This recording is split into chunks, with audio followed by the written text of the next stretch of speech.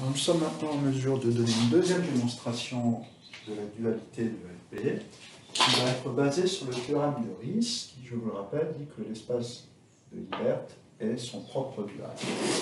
Et pourquoi est-ce qu'il ici? L2 est un Hilbert, et donc le théorème est déjà démontré pour L2. Et ce que nous allons utiliser, c'est qu'on peut passer de LP à L2 en multipliant par une fonction. Donc un opérateur de multiplication va nous permettre de passer de LP à L2. Et comment ceci se fait-il? C'est la première étape qui va être une application du théorème de Euler. Et qu'est-ce qu'on va vouloir faire? On va vouloir écrire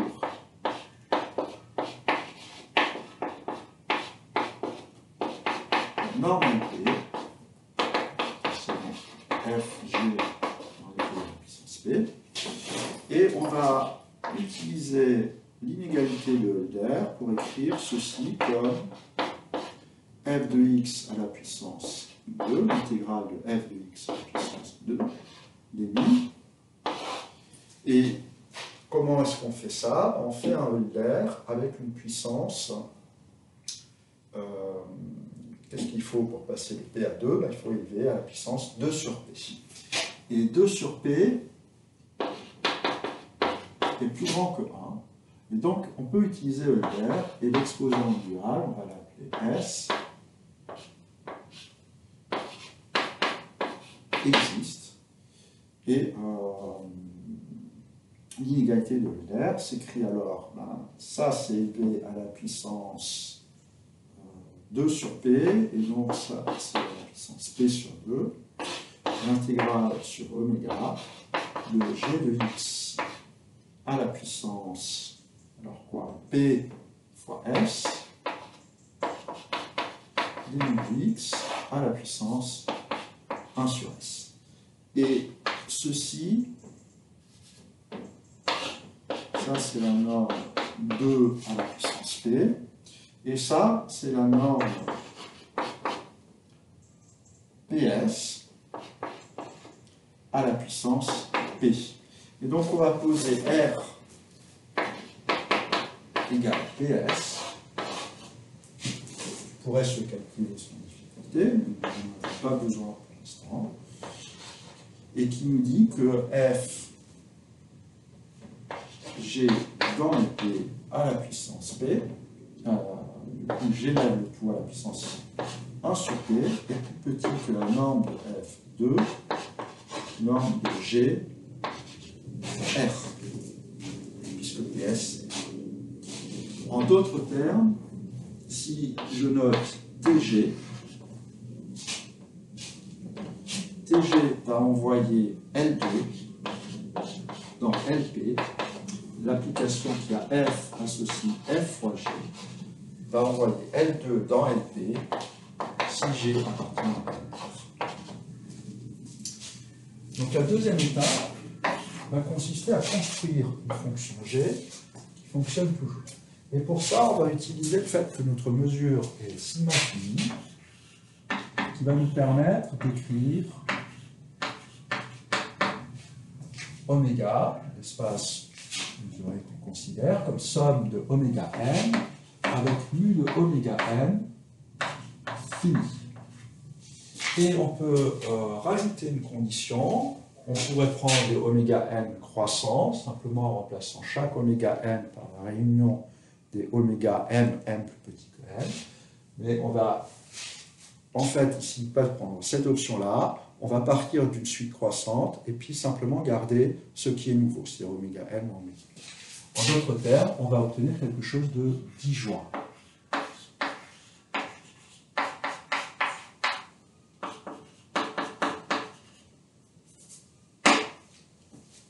Donc, on va prendre une réunion disjointe, et une fois qu'on a ça, on va voir l'intérêt de ceci, on va appeler oméga, petit oméga, la somme sur les n plus grand que 1, pour alpha n, 1 oméga n, avec, on va imposer deux choses à alpha n. La première chose, c'est qu'on va lui imposer leur strictement positif, Ça va avoir pour effet que oméga est strictement positif presque partout. Même partout si on écrit. Et il va être pratique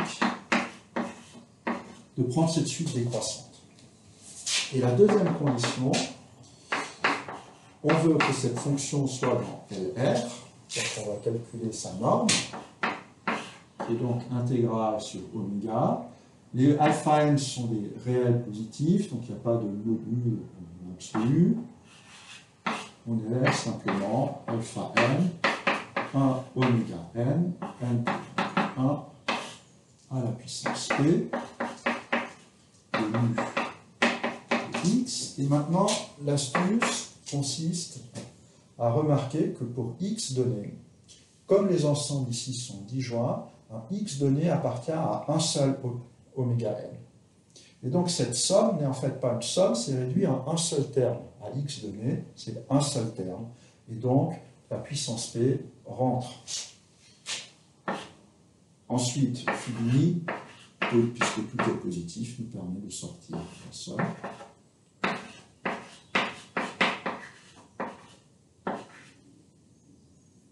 C'est pas P, c'est R. Oméga n à la puissance R, x début de x. Et ça se calcule maintenant, c'est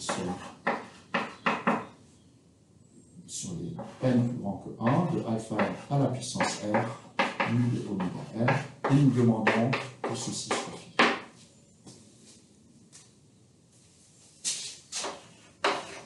Troisièmement, nous allons maintenant prendre phi, une application, une forme linéaire continue.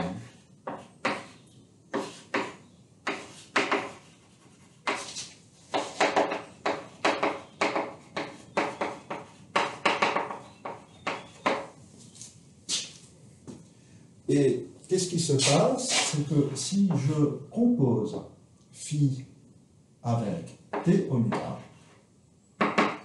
qu'est-ce que ça va être? Ça va être une forme linéaire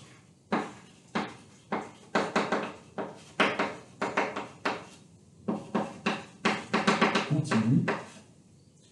Sur quel espace? T oméga part de N2.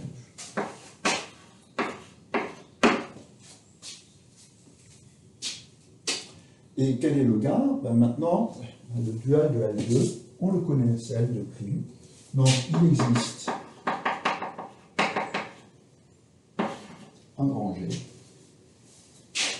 appartenant à L2 de oméga, tel que pour tout F dans L2 de oméga, on a phi t oméga f, c'est l'intégrale sur oméga de f de x, g de x, dx.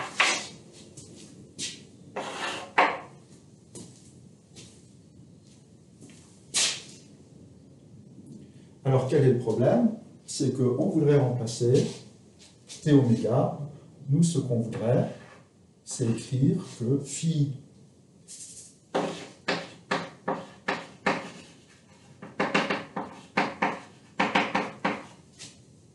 alors, juste pour bien voir, ça c'est phi de oméga f. Nous on voudrait écrire que phi de f, c'est intégrale sur oméga, phi de petit phi de phi de x g de x du x. Et quand est-ce qu'on sait faire ça? On sait faire ça en écrivant phi de oméga, phi sur oméga, c'est intégrale sur oméga. Donc ça c'est t oméga phi sur oméga. Et du coup, ça c'est mon f. Et donc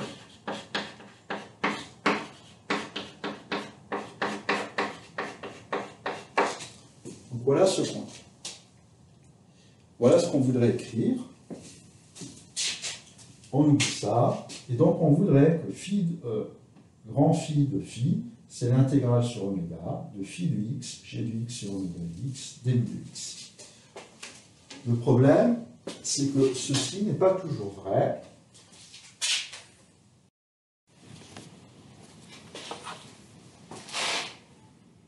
Bon, et donc, ce qu'on a donc écrit ici, c'est que grand phi de phi, c'est l'intégrale sur oméga de phi de x, g de x sur oméga x, d de x. Mais ceci n'est pas forcément vrai, parce que ce qu'on a écrit ici n'est vrai que si phi sur oméga appartient non pas à LP, enfin appartient à L2. On a mis F égale phi sur oméga. Et donc ça nous conduit à introduire l'ensemble suivant, S, qui est l'ensemble des phi appartenant à LP de oméga, tel que phi sur petit oméga appartient à L2. Comme on divise par oméga, c'est là que c'est pratique d'avoir oméga positif presque partout.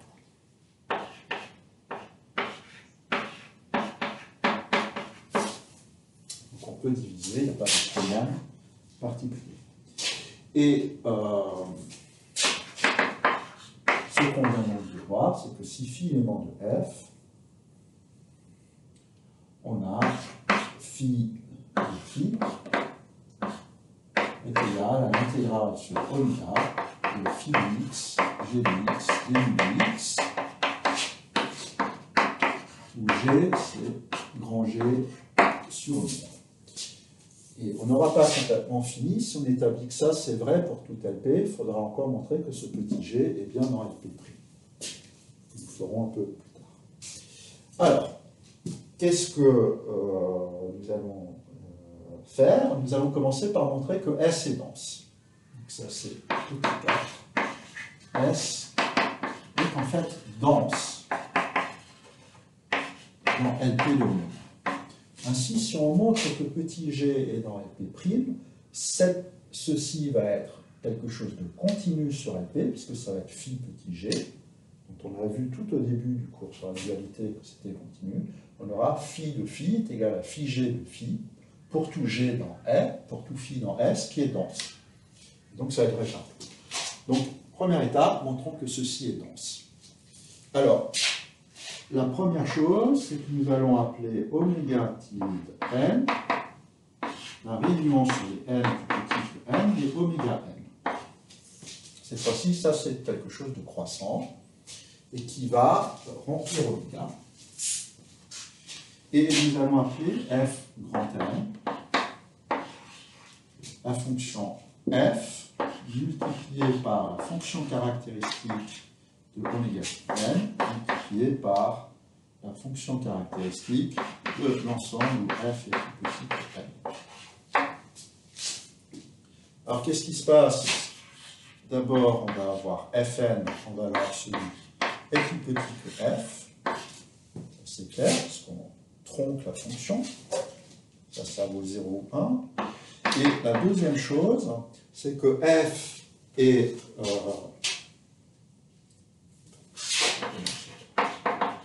va prendre f dans LP de oméga. F est dans LP de oméga, donc est fini presque partout. Et donc, si je fixe x, il va y avoir presque tout x. Pour tout x tel que f de x est fini, il va y avoir un grand N tel que ceci vaut tel que fn de x vaut f de x. Et donc, fn tend vers f presque partout. Et là, on se rappelle de ce qu'on a fait tout au début du cours sur la complétude de LP. On a montré que ceci implique que fn tend vers f dans LP. Donc voilà la première étape par la densité. Et maintenant, je vous affirme que ce Fn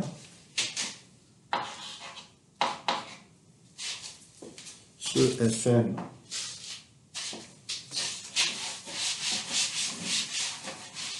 entier, clairement dans le là, puisqu'il est plus petit que f. Et qu'est-ce qui se passe si je regarde Fn sur petit oméga?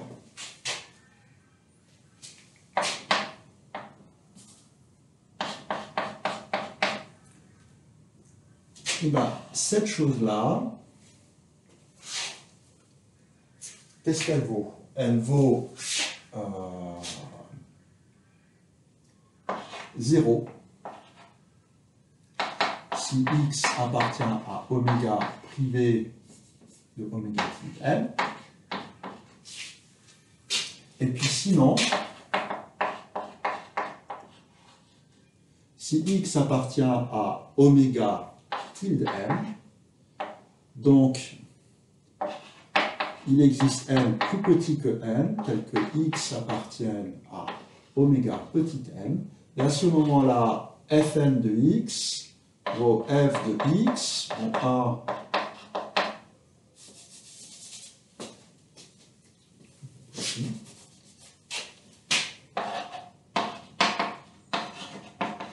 alors fn de x sur oméga de x, oméga de x sur oméga n, ça vaut alpha n. Et fn de x, ça vaut 1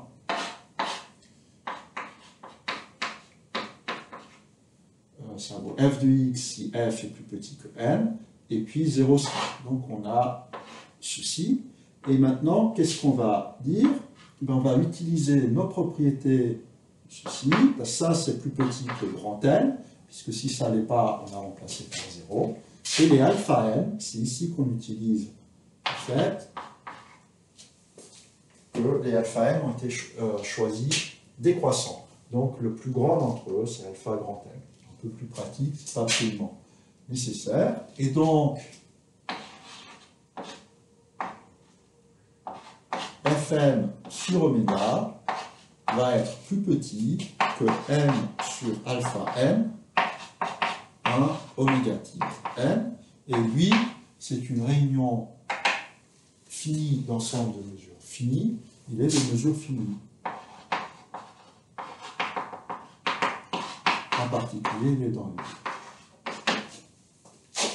Donc ça montre que l'ensemble S est dense. Donc la dernière étape, il s'agit de montrer que G est en petite LP prime. Petit G, grand G sur oméga doit être dans LP prime. Et avant de montrer ça,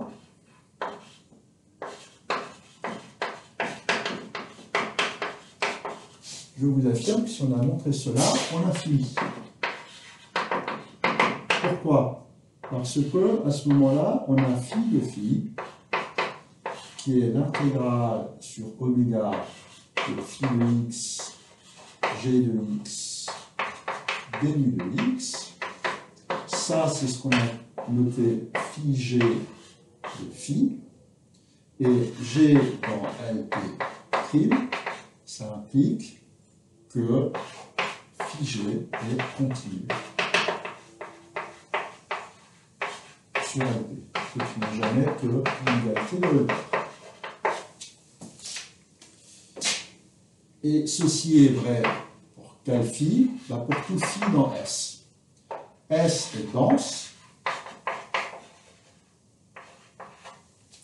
Donc maintenant, si je prends F dans LP, je prends phi n élément de S, phi n qui tend vers F dans LP. Comme j'ai phi de phi n égale Fn plutôt, puisqu'on les appelle Fn, égale phi g de Fn, on fait tendre n vers l'infini. Phi est continu sur LP, donc ça tend vers phi de F, et ceci tend vers phi g de F. Et ça, c'est exactement ce qu'on voulait démontrer. Une fois qu'on a montré ceci, que G est bien G, petit g, qui est grand G sur oméga, eh bien, donc il s'agit maintenant de montrer que G dans LP', et nous allons distinguer le cas P égale 1 et le cas P entre 1 et 2. Et cette distinction va apparaître immédiatement. Et nous allons commencer par faire un tout petit peu de numérologie en introduisant alpha égale 2 plus P sur 1 moins 2 moins P sur P moins 1. Donc, ceci est un nombre positif. Et il a été choisi pour que alpha plus 2. Alors, qu'est-ce qu'alpha plus 2? Ben, c'est 2 plus P plus 2 moins P plus 2 fois P moins 1 sur P moins 1. Et donc, qu'est-ce qu'il nous reste? Ben, P sur P moins 1, ça c'était prime. Et petit miracle, P fois alpha plus 1, qu'est-ce que c'est? Ben, alpha plus 1, c'est 1, ça c'est P, et alpha plus 1, c'est 2 moins P plus P moins 1 sur P moins 1, et à nouveau c'est P sur P moins 1, c'est P. Alors on va introduire un nouveau Gn, une fonction Gn qui va être construite à partir de G, un peu sur le modèle de ce qu'on a fait tout à l'heure. Gn, ça va être G bar, module de G à la puissance alpha, alpha. Notez que tout ceci est une puissance positive, donc il n'y a pas de problème quand G de x vaut 0, ça vaut 0. Et puis on va la tromper à ces ensembles-là oméga n qui vont remplir oméga.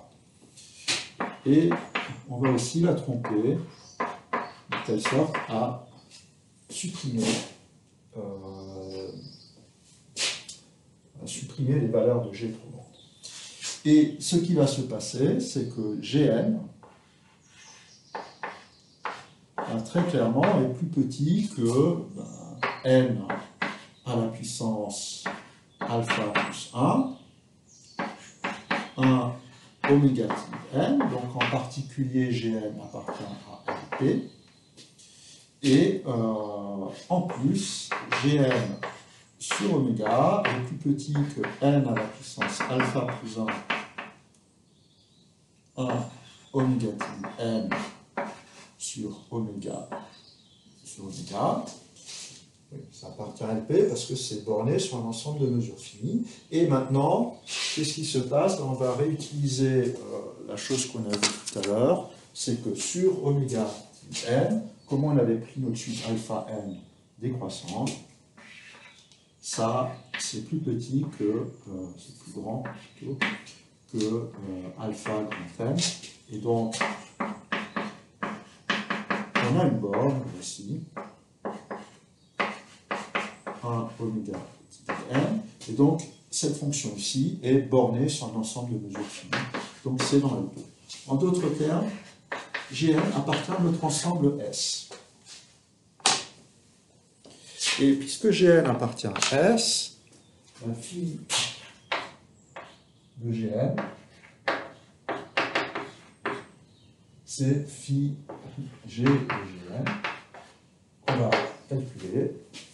Ben, c'est tout simplement l'intégrale sur oméga de G bar G, donc module de G au carré, donc module de G avec lui à la puissance alpha plus 2, et puis on a un 1 oméga tilde n, 1 G plus petit que n.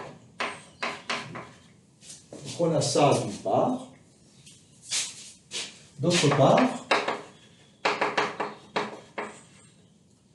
on va avoir phi de Gn par continuité, c'est plus petit que la norme de phi sur la norme de Gn dans LP, ça, qu'est-ce que c'est? C'est une norme de phi intégrale sur oméga de Gn à la puissance, module de Gn à la puissance P. Donc c'est module de G à la puissance alpha plus 1 et 1 oméga tilde n, 1 G petit que n, le tout à la puissance 1 sur P. Et c'est là qu'intervient notre numérologie. Là, alpha plus 1 fois P, ça c'est P'. Alpha plus 2, c'est P'. Et donc, on va avoir à gauche et à droite la même intégrale, sauf qu'à gauche, elle est à la puissance 1, et à droite, elle est à la puissance 1 sur P. Donc maintenant, deux possibilités. Soit on a écrit 0 est égal à 0, mais ça...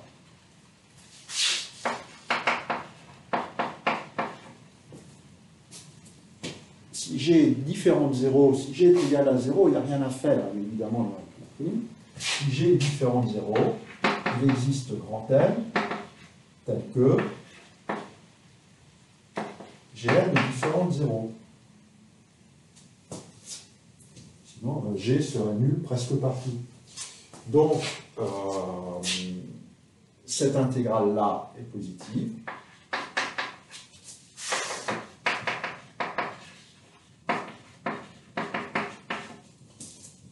Elle est évidemment finie, parce qu'on a dit que Gn était borné sur l'ensemble de Born. Et donc on simplifie.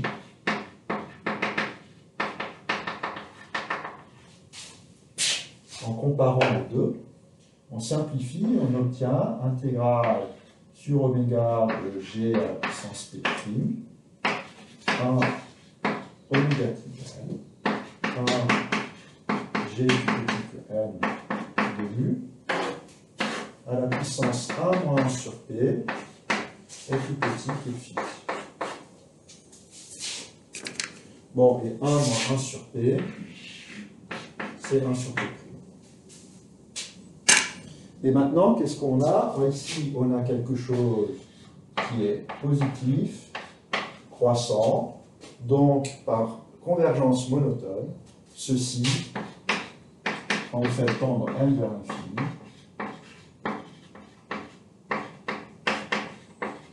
ceci tend vers la norme de G. G dans NP'. D'accord? Parce que ça tend vers l'intégrale sur oméga de G, module de G à la puissance P', à la puissance 1 sur P'. Et ceci pourrait être l'infini, mais ce qu'on a là, c'est que ça c'est borné, puisque le membre de droite ne dépend pas de tout. Donc G est dans NP'.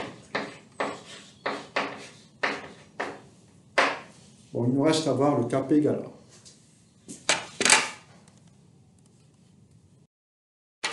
Nous allons maintenant adapter ceci au Kp égale 1. On va demander une petite adaptation. Et la première chose consiste à écrire G en coordonnées polaires dans le plan convexe. G égale E puissance I module de G. Et ensuite, on va adapter Fn en prenant moins E puissance moins Iθ, ça va tenir compte de ceci. On va toujours prendre une fonction dont le support est de mesure finie et bornée de telle façon que phi va être dans L infini et on tronque à oméga tilde n de telle façon que 1 sur oméga sera borné aussi. Et donc on va avoir Fn sur oméga, une fonction qui va être bornée et de support de mesure finie. Et donc entre dans L2. Donc la fonction qu'on veut, on veut évidemment qu'elle soit dans S. Alors on va rajouter maintenant quelque chose qui va prendre en compte des normes infinies. On va supprimer là où G est trop petit.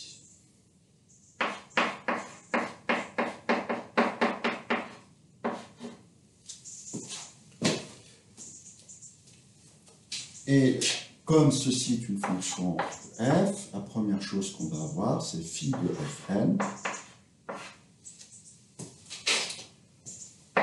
qui s'écrit à l'aide de notre intégrale. Donc, notre intégrale de e puissance de module de g, e puissance iθ, e puissance moins iθ, qui a le bon goût d'être 1 oméga plus n, 1 g plus grand que phi plus 1 sur n du. Et maintenant, ça, on en obtient immédiatement une inégalité. Ce truc-là nous dit que module de g, là on intègre, est plus grand que phi plus 1 sur n. Il n'y a plus de phase, donc on intègre une fonction positive qui est partout plus grande que ça, fois la mesure de l'ensemble qu'on considère.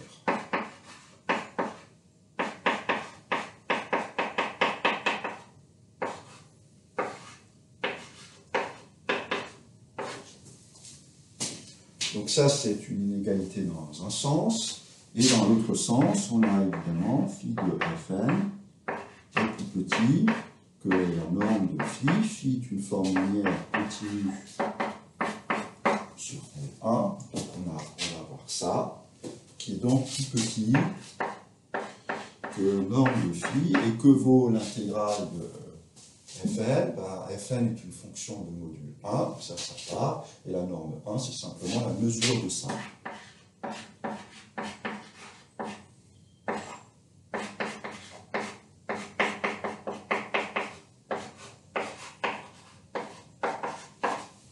Et en comparant ces deux choses-là, ça c'est clairement plus grand que ça, et donc ça ne peut avoir lieu que si ça c'est nul.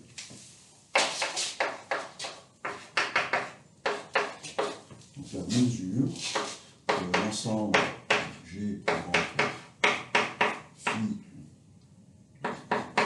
plus 1 sur n, inter oméga n, est égal à 0. Et voyons ce que ça nous dit.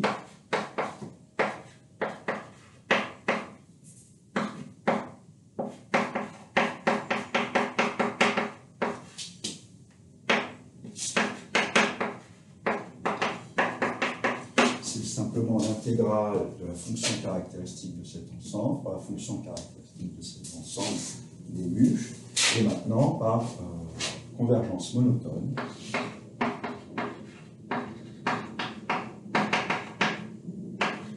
Ceci tend bien vers la mesure de ça.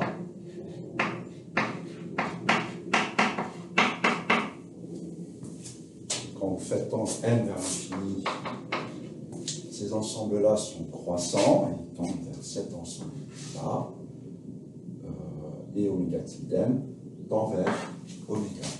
Conclusion, ça c'est égal à 0. Égal à 0, c'est tellement vers 0, et donc on a bien G est plus petit. Norme de phi. Et voilà qui termine la démonstration de la dualité. Le dual de L1, c'est l'infini.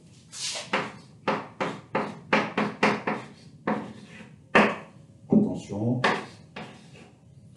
L infini prime contient L1, mais beaucoup plus